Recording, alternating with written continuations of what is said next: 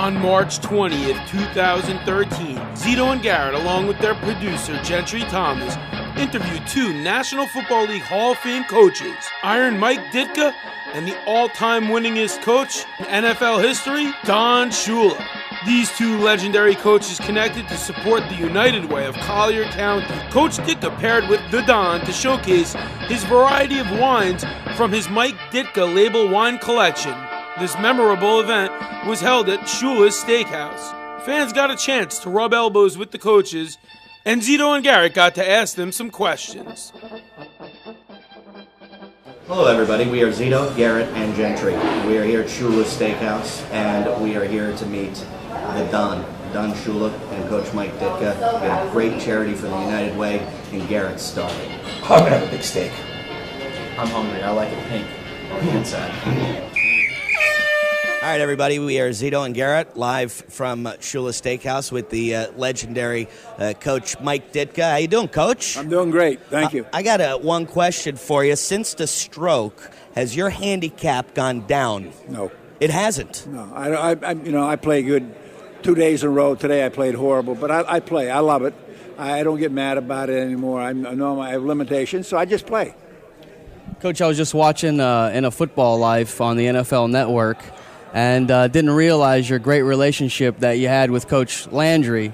Can you talk? People remember you as a great Chicago Bear as a player, the great coach, but you had some of your best years with the Cowboys. Can you talk about that conversation you had with Coach Landry when you came to Dallas? Well, honestly, I probably was a better player in Dallas because I was more of a team player than I was in Chicago, and I really cared about the success of the Cowboys, and Coach Landry was he was instrumental in my life. And let me tell you, when I was playing in Philadelphia for 2 years, and nobody knows that, but the people in Philadelphia didn't know it either those 2 years, so it was that bad. So I went home and I was retired from football, basically, and I got a call from Coach Landry. He said, I just traded for you. And he said that, I don't know if you can play anymore or not, but I just traded for you. And I didn't say anything. He said, but I'll take a chance on you if you take a chance on you. I went down and got in the best shape of my life, played the best football I ever played. And then when I retired, I was in the kind of the bar business with these guys, and we were doing pretty well. And he called me in one day. He says, I'd like you to coach your receivers. And I'd never thought about coaching. So, he's been the main guy in my life, in both as a player and as a coach. And and then he told me when he said you're going to get the Bears job. He told me that, and the rest is history. Coach, we've talked about it with you before, the changing game and the rules, and just today it came down. The owners voted to go forward with banning that head first motion by a ball carrier, leading with the crown of the helmet. The game seems to be changing, obviously, because of the concussion problems. Is it getting too far away from what it was? Yeah, it sounds good, but you can't do that. I mean, really, the natural instinct of a player is to lower his head when he's going to hit contact, and it's not to injure anybody. I understand what the league's trying to do. I really do. I think they've overstepped it here. I don't think it'll work the way they want it to work. It's just too far-fetched. Didn't you say about 8-10 years ago that you had a fix for this, that if they just removed the face mask, how would that affect the game if they removed the face mask? People wouldn't be striking with their helmet that much. They'd be striking with their shoulders. When the game of football was taught and coached for years, until this era, it was shoulder tackling, arm tackling maybe even. But not spearing a guy with your head and knocking him to the ground, because the helmet was not as sophisticated in those days. They built the best helmet you can have right now. But by building that, it's become a weapon. So when you put it on, you have no fear. So you'll strike with your head. That's not what was supposed to be meant, but that's what happened. So you can't change the helmet. Take the face mask off. A lot of these cutie pies are going to stick their head in it. Coach, we're out here with the United Way. Tell us a little bit about the charity that we're out here. It's a great charity. I mean, they help everybody. It's not isolated to one or two different special charities. The United Way does so much for so many people. Probably the most universal charity in our country. And what are you looking to eat for dinner tonight? Well, they say that Don's steaks are as good as anybody's. Our steaks are good. We have good steaks, but I'm going to try a steak. You got a lot of competition with Coach Shula in the steakhouses? No, we got 3. We'll open a 4th one in Arizona, so we're not in competition with anybody. I mean, there's so many good places to eat in America. If you go to a bad one, it's your fault. You mentioned that you worked in the bar business for a little bit. I didn't know that. Yeah, nightclub bar, singles bar, whatever you want to call it. I picture you as a bouncer. How many people did you have to throw out into the street? Well, I didn't. We had bouncers, but there were some rude people in Dallas at that time, so we kicked a few out. Coach, you're getting up there in years. Not that I don't want to say you're getting too old, but at your age, you should be on the golf course every day of the week, retired, just enjoying the finer things in life. But you got a hot sauce, you got your own ribs, you got your own wine, you got your own restaurants, you're on ESPN, you're here at a charity event. What keeps driving you at your age to keep working as hard as you do? Well, that stuff, people come to me and they want to do it, and we've had some success. We had a great line of cigars made by David Howe. We got some great wine made by the Toledo Wine Company out of Napa. And, I have the restaurants. We have sauces. You're right, we do have those. But, anything is only as good as the people who push it and market it. People might buy a product with my name on it or Coach Shula's one time. But if that product can't hold up, they're not going to buy it again. So, you say, I have no ego about it, believe me. Whether they buy mine or Heinz or anybody else, that's their business. But we have some good products, and sometimes people buy them, and, I'm never going to get wealthy off of it, believe me. Never. Coach Ditka, drive for show, putt for dough. Thanks for coming out here and hanging with us, and we'll talk to you real soon. Thank you. There's the coach. All right, it's Zito and Garrett, live from Shula Steakhouse. The legendary Don Shula is our guest. Thanks so much for taking the time talking to us, Coach. Yeah, glad to do it. It's an exciting night here in Naples. I hear it's for the United Way, huh? United Way. We've done a lot for United Way at Miami, and then also when I've had an opportunity to do something over here, we've done United Way. They just do a great job, and we want to help every way we can. I just wanted to ask you a question about the 1972 Dolphins. They're fun to talk about. It's got to be fun to talk about. And I always hear this story, but I want to get it straight from the horse's mouth. They say every year when the last undefeated team loses that you guys get together. Now, is that a bunch of malarkey, or tell us a little bit about It's a what bunch happened. of malarkey. It is. Yeah. The thing that happened is... one year, that last undefeated team got beat, and Bonacani and Dick Anderson lived next door to each other down in Coral Gables. And they went out into the parking lot, opened a bottle of champagne, and toasted each other. And they were too cheap to invite us to the party. Does it bug you then when that story keeps getting circulated? Yeah, but, it's just, they depict us as a bunch of angry old guys. Yeah.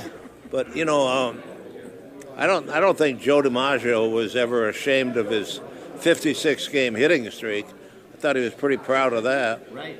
So I think that, when you got something to be proud of, be proud and not be ashamed. All right, you've got a lot of things to be proud of because you hold so many records as a coach. Is there what one thing, as you look at your career, is there what one thing or one game, or is there one particular moment that stands out that you go back to in your mind that is just the highlight? Or a low light.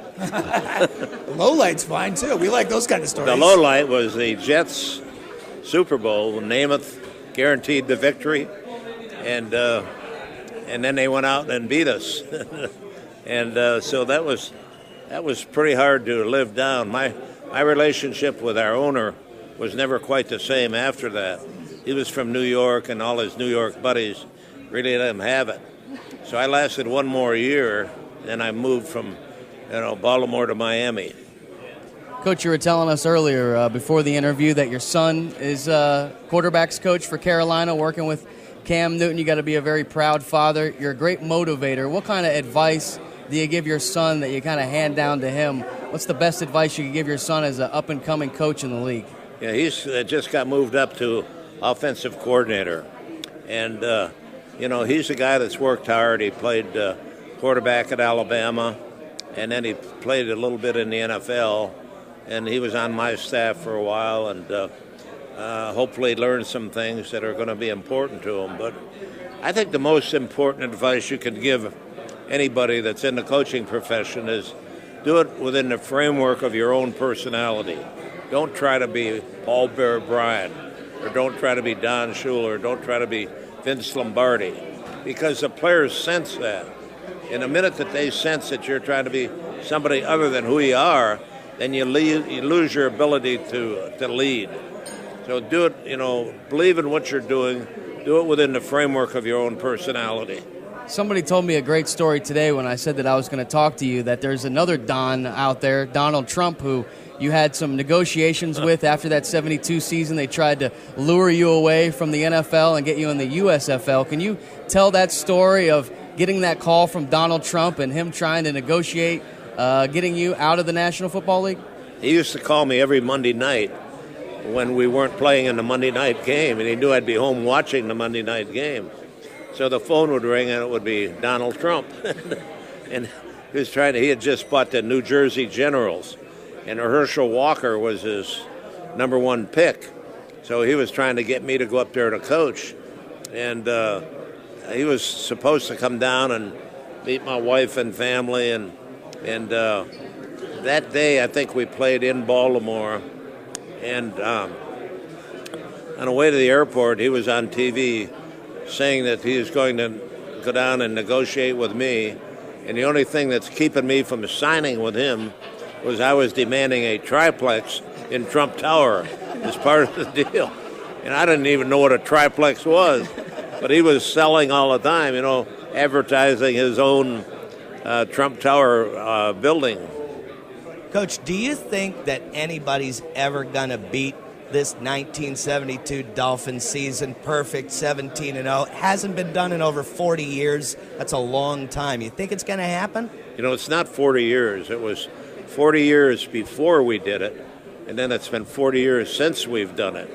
So that's 80-some years. And there's only been one team that's done it.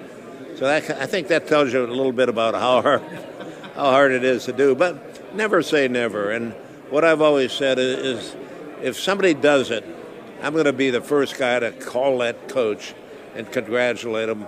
And I'm sure our players will call their players and congratulate them if they do it within the rules and in a way that we're proud of how it was done. When you watch games today, these days, do you yell at the TV? Do you get mad and say you're obviously making a mistake, from the coaches, and think I wish I was there to teach them how to do it, and they're doing it all wrong? I don't think I yell, but I think I have some of those feelings that you just talked about. And when I'm watching a game and my son is coaching in that game, and I usually take notes, and when I have a chance to talk to him quietly, then I talk to him quietly without making him think that he's not doing anything right. And you got to be careful in situations like that. But if you see something that you think is going to help, then you want to make sure that you let the coach know that you think you can help him. Coach, what about the Dolphins picking up a couple of key players, letting go maybe a few key players? What do you think about their recent moves, and how do you like the way they look in 2013? I like everything about what's going on there. I like Tannehill, the quarterback. He's a good athlete. He was a wide receiver his junior year in college. Then they made him a quarterback, so you see that athletic ability that he has moving around, and then he obviously can throw the football. And the coach is a heck of a guy and a good coach. He was an assistant at Green Bay, and with all of the great players that they have, Aaron Rodgers and some of the other people at Green Bay, he was all part of that. So he knows how to win. And I think it's just a period of time where he gets everybody down there headed in the right direction and hopefully can pull it off. We appreciate you talking to us. The legendary coach Don Shula, Zito and Garrett, live from Shula's Steakhouse. You got a good piece of meat here, Coach. Who's got a better steak, you or Ditka? Is Ditka around here anywhere? He just told us that his blows yours out of the water. I said, those are fighting words. I don't want to be anywhere close to him because he's bigger and tougher than I am. And I'll say it if you don't tell him that I said it. You got it. We won't say a word, Coach. Thanks so much. Appreciate it, Coach. It's Steinomite.